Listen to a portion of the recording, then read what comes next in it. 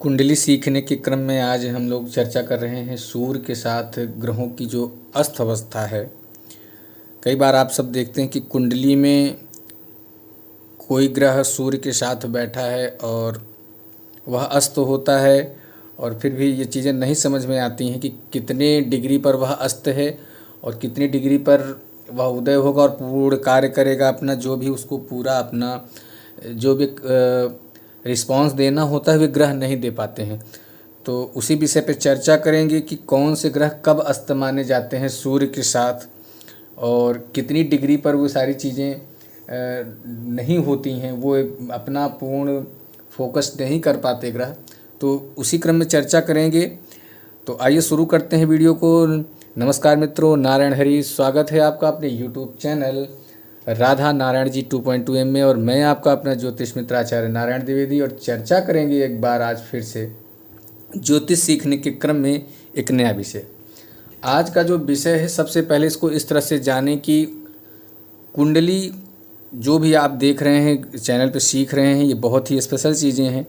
कुंडली सीखने के क्रम में यह जो वीडियो आज दिया जा रहा है, तो एक किसी वीडियो को देख करके आप कुंडली नहीं सीख सकते हैं।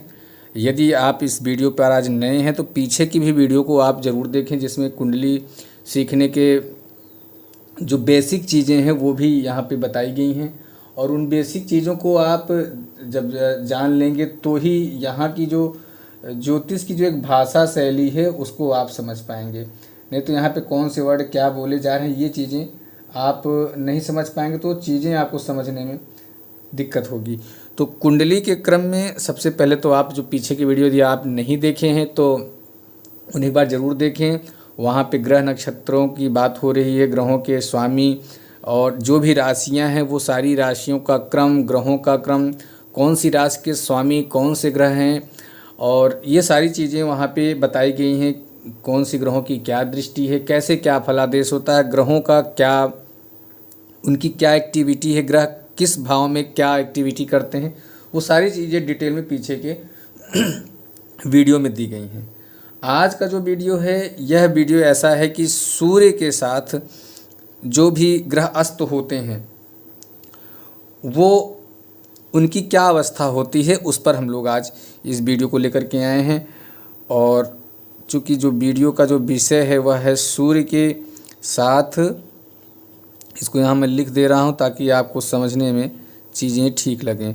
सूर्य के साथ ग्रहों की अस्त, ग्रहों की अस्त अवस्था, अस्त अवस्था में कौन सा ग्रह कितना प्रभावी होता है, क्या प्रभाव करता है या नहीं करता है, वो सारी चीज़ें डिटेल में जानेंगे। तो आप सबसे निवेदन है कि यदि आप वीडियो पे आज देख रहे हैं तो सबसे पहले तो वीडियो को लाइक करें, क्योंकि जब आप एक छोटा सा लाइक करते हैं तो यूट्यूब वीडियो को और भी आगे प्रमोट करता है और भी अधिक से लोगों तक सेंड करता है। और वीडियो को अधिक से अधिक लोगों तक शेयर करें ताकि ये जो विशेष जानकारी है ज्योतिष सीखने के क्रम में आप इन और लोगों को तक ये वीडियो पहुंच सके और भी लोग इससे लाभान्वित हो पाएँ। और साथ ही यदि आप चैनल पर नए हैं तो चैनल को सब्सक्राइब करना ना भूलें, सब्सक्राइब ज़रूर करें। और अगर आप चाहते हैं कि इस तरह के वीडियो आपको और भी उपलब्ध होते रहें तो बेल आइकन को प्रेस करके उसे ऑन कर लें, ताकि जब भी कोई वीडियो अपलोड होगा तो सबसे पहला नोटिफिकेशन आप तक पहुंचेगा। तो आइए वीडियो को शुरू करते हैं कि सूर्य के साथ जब कोई ग्रह अस्त होता है तो क्या अवस्था होती है उन ग्रहों की। तो सबसे पहले तो ये जान लें कि जो सूर्य के साथ जो भी ग्रह हैं, मान के चले तो चूँकि सूर्य तो है ही, और सूर्य के साथ पहला जो ग्रह है चंद्रदेव की यदि बात करें, चंद्रदेव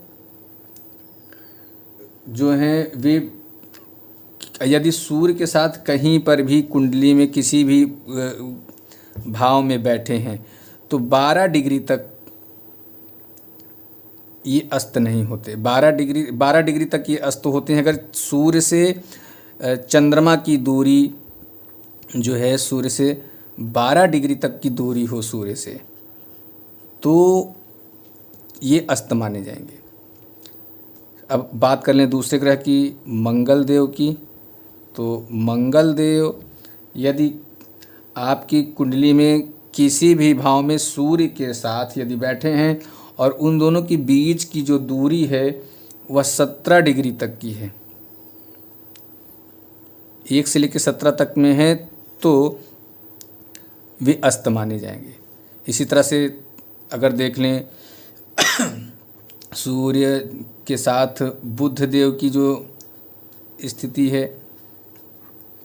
यदि बुध देव की बात करें तो 13 डिग्री की दूरी पर, 13 डिग्री तक, 1 से लेकर के 13 तक ये अस्त माने जाएंगे।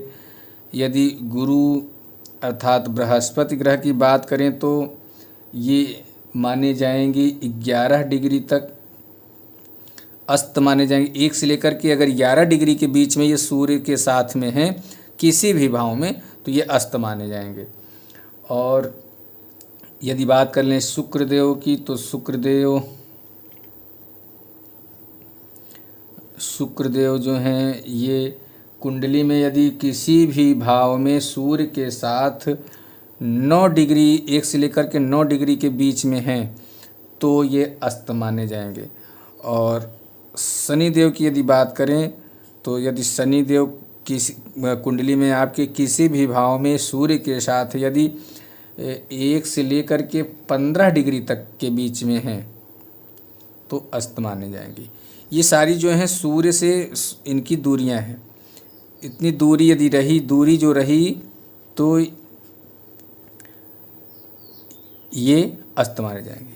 अब आइए अपने लग्न चार्ट पर, चूँकि एक काल्पनिक कुंडली मैंने यहाँ बना रखी है, इसको आप इस तरह से समझें कि पहला, दूसरा, तीसरा, चौथा, पाँचवा, छठवां, सातवां, आठवां, नौवां, 10वां, 11वां और 12वां, ये सभी 12 भाव हैं। और मान के चलिए कि यदि यह मेष लग्न की कुंडली है, यहाँ 1 नंबर लिखा है तो 1 नंबर का मतलब है कि मेष का स्वामी मंगल और ये इसकी कुंडली, और यहाँ पे यदि कहीं सूर्य देव बैठे हैं और उनके साथ कोई ग्रह बैठा है तो वह कितनी डिग्री पे अस्त माना जाएगा, इसको इस तरह समझें कि यदि यहाँ पे सूर्य के साथ चंद्रमा 12 डिग्री तक के बीच में है दूरी है तो वह अस्त माना जाएगा। मंगल देव 17 डिग्री तक में है दूरी तो अस्त माने जाएंगे। बुध देव यदि सूर्य से 13 डिग्री तक की दूरी पे हैं तो अस्त माने जाएंगे। गुरुदेव यदि 11 डिग्री की दूरी पर हैं तो अस्त माने जाएंगे। शुक्रदेव यदि 9 डिग्री तक की दूरी पर हैं तो अस्त माने जाएंगे। और इसी तरह से शनिदेव की बात करें तो ये भी 15 डिग्री की दूरी तक सूर्य से अस्त माने जाते हैं। अस्त का अर्थ यह है कि कोई भी ग्रह किसी भी भाव में बहुत ही अच्छी स्थिति में क्यों नहीं हो, और यदि वह सूर्य के साथ इतनी, ये जो दूरियां मैंने भी बताई हैं, इन दूरियों के अगर बीच में वो आते हैं तो भले वह मित्र राशि में उच्च के हों या स्वराशि के हों, और डिग्री सूर्य के साथ वहाँ बैठे हों और अस्त हैं, तो वो अस्त होने पर कोई भी ग्रह अपना फल नहीं दे पाता। वो चाहे कितनी भी अच्छी स्थिति में हो, वह फल नहीं दे पाएगा।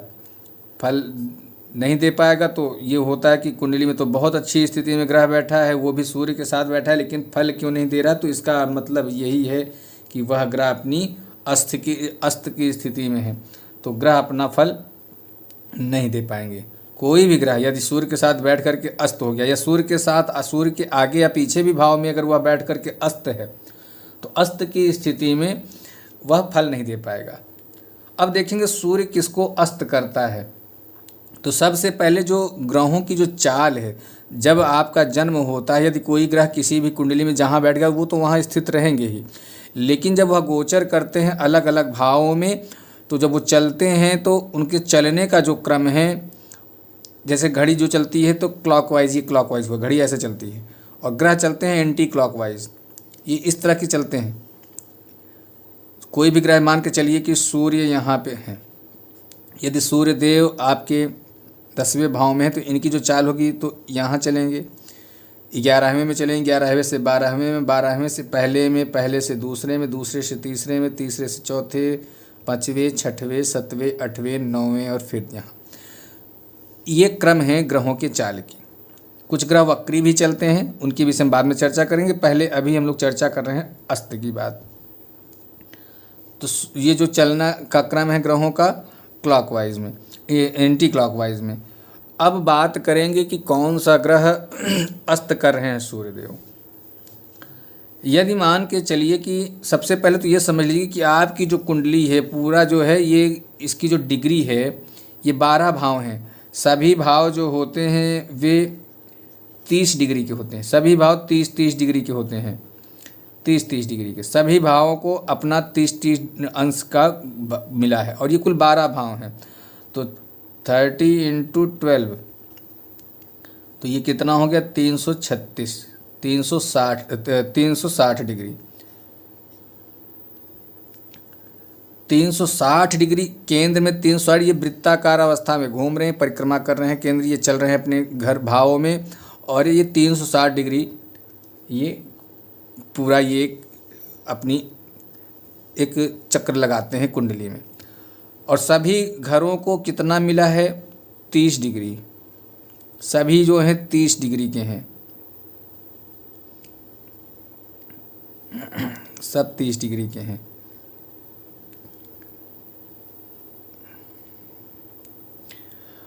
तो इस तरह से 30 डिग्री के मान के चलिए कि यदि सूर्य आपकी कुंडली में यहाँ स्थित हैं या किसी जगह भी स्थित हो सकते हैं, मान के चलिए यहाँ ना होकर के यहीं स्थित हैं, सूर्य यहाँ स्थित है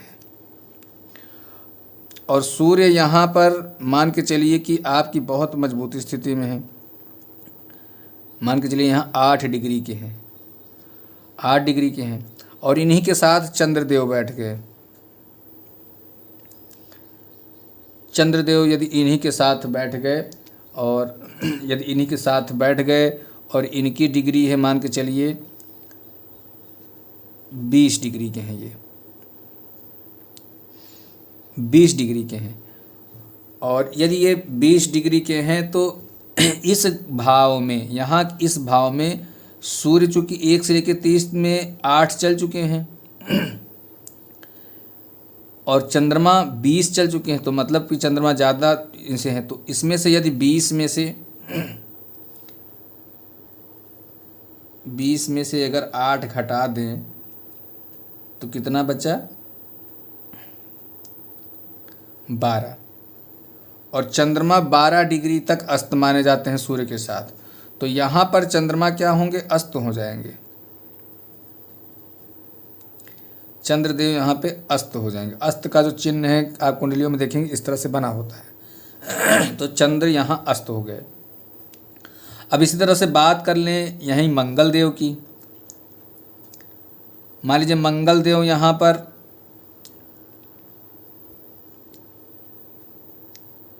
28 डिग्री के हैं। अब मंगलदेव, सूर्यदेव यहाँ 28 डिग्री के हैं, सूर्यदेव 8 डिग्री के हैं, मंगलदेव 28 डिग्री के हैं। तो 28 डिग्री के होने पर अब देखते हैं कि ये मंगलदेव भले साथ में बैठे अस्त हैं कि नहीं हैं। तो आप 28 में से 8 घटा देंगे, 28 में 8 घटा देंगे तो बचेगा 20 डिग्री।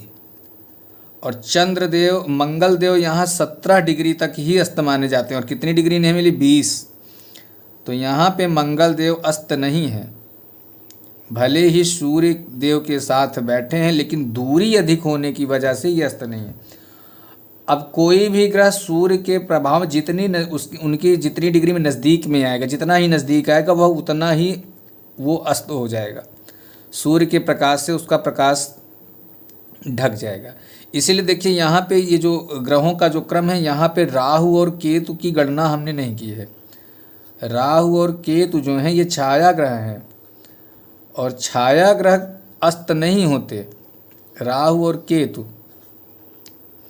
ये छाया ग्रह हैं, अब ये अस्त होते नहीं, बल्कि इनसे सूर्य और चंद्र प्रभावी होते हैं, ये उन पर ग्रहण बनाते हैं। तो इसलिए ये यदि राहु और केतु हैं तो वो ग्रहण बनाएंगे लेकिन वो अस्त नहीं होते। सभी 6 ग्रह ये हैं लेकिन उसमें से ये 2 ग्रह अस्त नहीं होते सूर्य के साथ। अब देख लेते हैं अगले भावों की। सूर्य ये तो इस भाव में हो गया, समझ में आ गया होगा इतनी चीज़ें। अभी इसी तरह से हम देखते हैं अगले भाव में। मान लीजिए यहाँ पे बुध देव बैठे हैं। किसी भी कुंडली में यदि आप देखेंगे तो ज़्यादातर सूर्य के साथ आपको बुध देव नजर आएंगे, क्योंकि लगभग कुंडली में बुध देव सूर्य के साथ इसलिए नजर आते हैं क्योंकि बुध सबसे नज़दीक के ग्रह है सूर्य से, और इनकी सूर्य देव की चाल और लगभग बुध देव की चाल लगभग बराबर है। इसलिए ज़्यादातर बुध देव कुंडली में या तो सूर्य के साथ मिलेंगे या तो एक घर आगे या एक घर पीछे ही मिलते हैं। मान लीजिए यहाँ पे सूर्य देव हैं और बुध देव एक घर आगे बैठे हैं और इनकी डिग्री है 5 डिग्री है यहाँ। अब यहाँ सूर्य देव 8 डिग्री इस घर में चले हैं,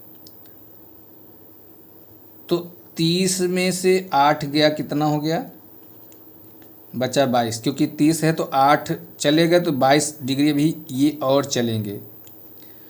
और बुध देव 5 वहाँ से और आगे जा चुके हैं, 30 में से 5 जा चुके हैं, तो मतलब इसी 22 में 5 प्लस हो जाएगा, मतलब कितना हो गया फिर ये, क्योंकि 22 तो इसमें अभी सूर्यदेव इतनी दूरी इनकी बची है, प्लस बुध 5 और आगे चले गए तो 22 में 5 जुड़ जाएगा, तो कुल कितनी दूरी हो गई, 27 डिग्री। तो बुध देव यहाँ से 27 डिग्री की दूरी पर हैं, तो बुध देव यहाँ अस्त माने जाएंगे कि नहीं, नहीं अस्त होंगे, क्योंकि बुध देव सिर्फ 13 डिग्री तक ही अस्त माने जाते हैं। यदि 13 डिग्री तक यहाँ आते तो ये अस्त होते। अब यदि बात कर लें कि पीछे के घर में यदि यहीं मान लीजिए गुरु होते, बृहस्पति, और बृहस्पति यहाँ मान लीजिए कि होते 22 डिग्री के, या मान लीजिए 25 डिग्री के। अब यहाँ पे 25 डिग्री के बृहस्पति हैं और चूँकि एक भाव 30 डिग्री का है तो इन्हें अभी इस भाव को पूरा करने में कितने बचे, 5 डिग्री बची है। और यहाँ पे सूर्यदेव कितने डिग्री आगे हैं, 8, तो 5 और 8 जुड़ जाएगा तो 13 डिग्री हो गया। और गुरु कितने डिग्री तक होते हैं अस्त, 11, तो 13 डिग्री तक हैं तो अस्त नहीं माने जाएंगे, तो यहाँ पे गुरु उदय है। कभी कभी मान के चलिए कि यहाँ सूर्यदेव बैठे हैं और यहाँ पे ये 15 डिग्री के होके बैठे हैं, और यहीं पे बुध देव बैठे हैं, ये शुक्र देव बैठे हैं, यहीं पे शुक्र देव बैठे हैं और शुक्र देव यहाँ बैठे हैं 10 डिग्री के। अब देखने से ये लगता है कि शुक्रदेव 10 डिग्री के तो बहुत अच्छी स्थिति में होंगे, क्योंकि डिग्री अच्छी है तो काम करेंगे। अब यहाँ पर वही देखना है कि 15 डिग्री ये चल चुके हैं, 10 डिग्री ये चल चुके हैं, तो 15 में से 10 घटा लेंगे। 15 में से 10 घट गया तो कितना बचा, 5 डिग्री की दूरी है दोनों के बीच में, और शुक्र 9 डिग्री पे अस्त हो जाते हैं। इसका मतलब यहाँ शुक्रदेव अस्त होंगे। ठीक, अब यहीं से आगे पीछे भी देख लें तो मेरे ख्याल से आपको चीज़ें समझ में आ गई होंगी, कब अस्त माने जाते हैं और कब वो अपना जो भी यदि वो अस्त हैं तो अपनी जो वो भाव का जो फल है वह भी कोई भी ग्रह नहीं दे पाएगा। वो भले ही अच्छी अवस्था में मित्र घर में हो अथवा मित्र के साथ हो तो वो अपना पूर्ण प्रभाव या कोई भी प्रभाव नहीं कर पाएगा, वो अस्त है। इसी तरह से लगभग सभी ग्रहों के विषय में आता है। अब यही मान के चलें कि सूर्यदेव लग्न में बैठे, मैं एक बार रिपीट कर दे रहा हूँ चीज़ों को, समझ लगभग मेरी जहाँ तक मैं समझता हूँ कि आपको चीज़ें समझ में आ गई होंगी। और यदि आपको चीज़ें समझ में आ रही हैं तो वीडियो में ज़रूर कमेंट करें, अपने जो अनुभव हैं उसे लिखें, और कुंडली सीखने के क्रम में यदि आप आगे क्या जानना चाहते हैं वो भी करेंगे। यदि जब आप कभी कोई क्रॉस क्वेश्चन करते हैं, चीज़ें आती हैं तो चीज़ों को सीख करके समझाने में बताने में और भी आनंद आता है। तो ये जो कुंडली देखने की क्रम है, कुंडली सीखने और सिखाने का सिर्फ एक ही मात्र कारण है कि कोई भी जातक, अभी आप जब कभी परेशान होते हैं कि आप देखते हैं कि कुंडली तो हमारी अच्छी है और आप किसी तांत्रिक या कोई जो भी साधु संत लोग बने हैं उनके पास आप जाते हैं और कुंडली आप दिखाते हैं, तो वो कुंडली देख करके बताते हैं कि ऐसा वैसा आपके यहाँ जीवन में है और बहुत सारा पैसा आपसे वो ले लेते हैं, लेकिन उसमें किसी भी तरह का कोई लाभ नहीं होता, वो आपको ठग करके चले जाते हैं। और यदि आप खुद भी ज्योतिष की जानकारी रखते हैं, मैं ये नहीं कहता कि आप ज्योतिषी ही बने, लेकिन यदि आप ज्योतिष शास्त्र की थोड़ी बहुत भी जानकारी रखते हैं, तो यदि आप किसी को अपनी कुंडली दिखाते हैं और वो कोई भी चीज़ें गलत सलत बताता है आपको, तो आप वो उसे बता सकते हैं कि ये जो चीज़ें हैं आप इसको गलत ढंग से बता रहे हैं, यहाँ पे आपकी चीज़ें गलत हैं। मैं आपको चैलेंज करता हूँ कि यदि कुंडली के जितने भी प्रकरण, जितने भी वीडियो यहाँ पे दिए जा रहे हैं, यदि आप उसे सीखते हैं, समझते हैं, तो निश्चित तौर पे आप अच्छे ज्योतिषी बन जाएंगे और आप एक अच्छा फलादेश किसी भी व्यक्ति की कुंडली का कर सकते हैं।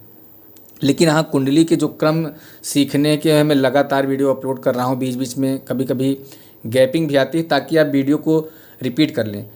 कोई भी किताब हो, कोई भी चीज़ यदि सीखने पढ़ने की चीज़ें हैं, यदि आप उसे एक बार पढ़ते हैं तो चीज़ें पूरी नहीं ढंग से समझ में आती हैं।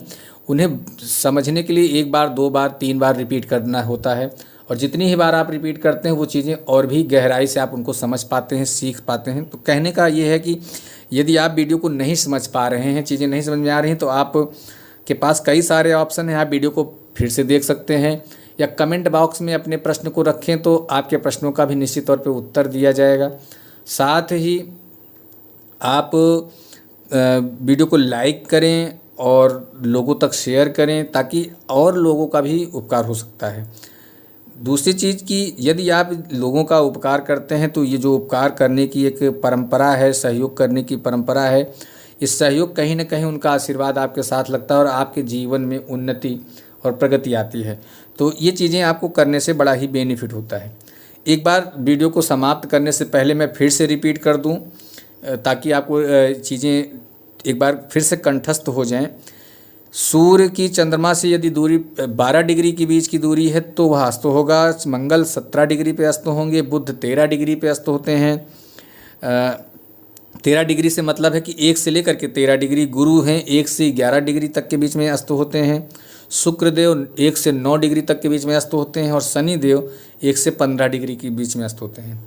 अब चीज़ों को समझ लें कि जो ग्रहों की चाल है एंटी क्लॉकवाइज वो चलते हैं और इस पूरी कुंडली का जो एक मैंने बताया कि ये पूरा 160 डिग्री 360 डिग्री के यह पूरी कुंडली होती है। 360 डिग्री का ये पूरी कुंडली होती है और पूरे इसमें 12 भाव हैं। सभी भावों को 30-30 डिग्री मिली हुई है। 30-30 डिग्री सभी भावों को मिली है और इस हिसाब से कुल होता है 360 डिग्री। तो अब आते हैं, यदि बात करें अस्त की, तो यहाँ जैसे सूर्य मान के चलिए यहाँ बैठे हैं और सूर्य यहाँ बैठे हैं 22 डिग्री के, या 22 तो लिख चुके थे, अब इसको मान लेते हैं यहाँ सूर्य हैं 16 डिग्री के और 16 डिग्री के सूर्य यहाँ हैं और चंद्रमा बैठ गए हैं यहाँ पे इनके पहले भाव में। सूर्य से एक घर पहले ही बैठ गए हैं ये 28 डिग्री के। अब चंद्रमा यहाँ 30 में से 28 तो चल चुके हैं, बचा है कितना 2, और यहाँ पे सूर्य 30 में से 16 चल चुके हैं, मतलब इतनी 16 डिग्री की दूरी होगी तो 2 में 16 जुड़ जाएगा तो 16 2 18। तो क्या यहाँ चंद्रदेव अस्त हुए? नहीं, ये अस्त नहीं हुए क्योंकि यहाँ से सूर्य की दूरी बहुत अधिक है। यदि यहीं सूर्य कम होते, मान लीजिए 5 या 6 डिग्री के ही होते, 4 डिग्री के 5, या ये संख्या जो है 12 से के लगभग आती है, 12 तक आती तो अस्त माने जाते। मान के चलिए यहाँ पे सूर्यदेव 5 डिग्री के होते और चंद्रदेव भले ही उसके एक घर पहले हैं, तो 28 में से 2 डिग्री बचा है, 30 पूरा करने के 2 ये हो गया और 5 ये, तो 7 ही डिग्री के होते हैं यहाँ चंद्रदेव, इन दोनों के बीच की दूरी। तो चंद्रदेव भले ही दूसरे घर में हैं लेकिन ये अस्त हो जाते हैं। अब यहीं चंद्रदेव साथ में हैं, चंद्रदेव यदि साथ में है और इनकी चंद्रदेव यहाँ पे 4 डिग्री के हैं, और सूर्य के साथ ही बैठे हैं। अब सूर्य और तो सूर्य 16 चल चुके हैं, चंद्रमा 4 चल चुके हैं, तो 16 में से 4 घटा देंगे, तो 16 में से 4 घटता है तो बचता कितना है 12 डिग्री। तो यहाँ पे चंद्रदेव अस्त हो जाएंगे। और कहीं यहीं चंद्रदेव की जो डिग्री है 2 डिग्री के मान के चलिए हैं, तो और इनके बीच में यदि 2 डिग्री हो जाते तो 16 में से 2 घटता तो आते 14 डिग्री। तो 14 डिग्री का मतलब है कि 12 से अधिक हो गए तो चंद्रदेव भले ही सूर्यदेव के साथ है तो लेकिन अस्त हुए नहीं माने जाएंगे। इसी तरह अगले घर की बात कर लें, यदि यहाँ सूर्य 16 हो गए हैं, हाँ, और यहीं पे मंगल देव बैठे हैं, मंगल देव 1 डिग्री के हैं, तो 16 से यहाँ 14 बचा है 30 पूरा होने में, और एक ये 14 है 1 15, 14 1 15 हो गया, तो 17 डिग्री पे चंद्रदेव अस्त माने जाते हैं, 15 ही है। तो यहाँ भले ही सूर्य के साथ ना होकर के अगले घर में हैं मंगलदेव, लेकिन अस्त हो जाएंगे ये क्योंकि इनके बीच की दूरी 17 डिग्री ही है। आशा करता हूँ कि चीज़ें समझ में आई होंगी। वीडियो यदि आपको पसंद आया हो और तो आप एक लाइक ज़रूर कर दें।